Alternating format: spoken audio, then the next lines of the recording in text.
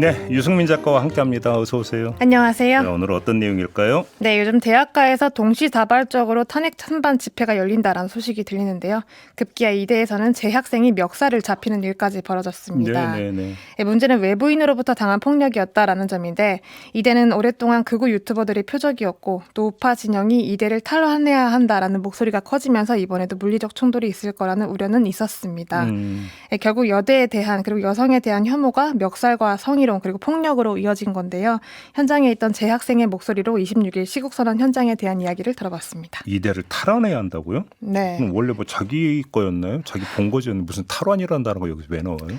네, 알 수 없는데요. 사실 그 이번 이대 시국선언 이후에 DC 인사이드 후기가 끊임없이 올라오고 있습니다. 이번 이대 시국선언은 레전드였다라는 반응인데 레전드의 의미가 좀 남다릅니다. 내란 속의 윤석열의 계엄을 옹호하고 동조하는 반민주 세력이 활개친다는 걸 용납할 수 없다라는 게 시국선언 내용인 건데 이들이 말하는 레전드는 다른 거죠. 그러니까 극우 세력들에게 이대라는 공간이 좌파 여성들 그리고 페미니즘 운동의 상징적인 공간이라고 여겨져 왔기 때문에 그곳에 대표적인 극우 유튜버 안정권 씨 그리고 신남성연대 배인규 씨가 동시에 등장한 걸 두고 레전드였다라고 칭하고 있는 겁니다. 아무튼 폭력은 어느 정도였어요? 학생들이 말하는 폭력이 세 가지가 있었는데요. 언어폭력과 허가받지 않은 근접 촬영 그리고 신체폭력이 있었습니다. 못생겼다 뚱뚱하다 같은 외모 비하 발언은 너무나 기본적인 수위가 낮은 편에 속했고요. 집에 가서 애나 봐라 같은 말들도 있었고 여성을 비하하는 욕설이나 성희롱적인 발언들이 많았습니다. 또 학내 노동자들에게 꺼지라라는 등의 발언이 있었고요. 수위가 좀 저급하다 못해 처참할 정도로 이제 난무했습니다. 또 근접 촬영이라는 게 다짜고짜 와서 카메라를 얼굴에 들이댄 상태에서 뭐 욕설이나 이런 걸 도발을 하면서 진행하는 시기였는데 한 졸업생이 이제 후배들을 지원하려고 와서 피켓을 들고 있는 상황에서 뒤에서 갑자기 가격을 당하는 일도 있었습니다. 맞았다고요? 네, 피켓을 가격한 건데요. 피켓을? 네. 놀라서 이 학생이 울부짖는 모습을 또 근접 촬영을 하고 그 사진을 이제 온라인 커뮤니티에 박제를 하는 일도 벌어지고 있습니다. 당시 현장에 있었던 재학생의 목소리를 한번 들어보시겠습니다. 계속해서 이제 가까이 와서 촬영을 하면서 너같이 못생긴 들 뭐 대학생도 아니다. 왜 할매들이 여기 와서 시위하고 있냐. 라고 하면서 이제 도발을 했고요. 그리고 일단 외부인이 들어와서 촬영을 한다는 것 자체가 일단 저희에게는 굉장히 위협적인 상황이었고 저한테 이제 쏟아진 여러 가지 욕설이나 발언들 같은 거에 이제 큰 정신적인 충격도 있고 뭐 이 정도면 충돌이 아니라 일방적인 폭력 아니에요? 그렇죠. 폭력이라는 게 꼭 주먹으로 얼굴을 때려야만 폭력은 아닌 건데요. 이들이 폭력을 행사했던 그 방식에 대해서도 직접 들어보시겠습니다. 네.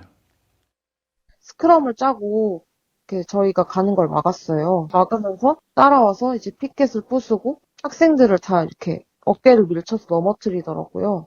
그래서 이제 항의를 하니까 막 손을 위로 올린다든지 그런 위협적인 행동을 하더라고요. 워낙 이때는 이제 DC나 일베 그런 극우 세력들의 좀 표적이 되어 왔었기 때문에 사실 막 예상을 못했던 일은 아니었는데 생각보다 그 현장에서 봤을 때 훨씬 좀 많은 충격을 받았어요, 사실. 아까 멱살 잡힌 학생도 있었다고 했죠. 네, 그 재학생 같은 경우는 너무 놀란 상황이어서 이야기를 할 수가 없는 그런 상황이라고 전해왔고요.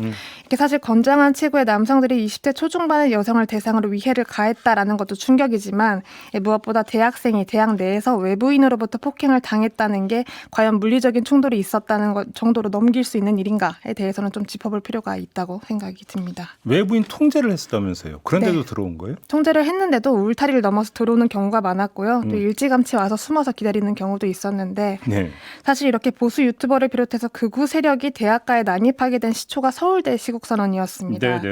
보도에서는 탄핵 찬반 맞불 집회다라고 했지만 사실상 반대 측은 재학생 소수였고요. 이들이 이제 소수다 보니까 DC 인사이드를 비롯해서 외부인들에게 집회를 참석해달라라고 요청을 했던 상황이었고 어떤 방해를 할지 모르니까 이 시국선언 자체를 진행하지 못할 것 같다. 염려가 된다. 널리 이 소식을 알려달라라면서 요청을 했던 상황이었습니다. 상황이고 네. 그 이후 대학가 시위에 이제 극우 세력들이 이제 합세를 하게 된 전개가 있습니다. 그래요. 네, 이들이 주장하는 거는 우리는 재학생이 불러서 간 거고 그들이 시국 선언을 할 수 있게 도와준 게 전부다라는 입장이고요.